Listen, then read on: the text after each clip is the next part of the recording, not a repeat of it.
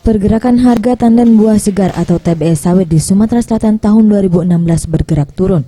Berdasarkan data Dinas Perkebunan Provinsi Sumatera Selatan, periode kedua bulan Mei 2016, harga TBS di Sumsel berada di angka Rp1.743,37 per kilo.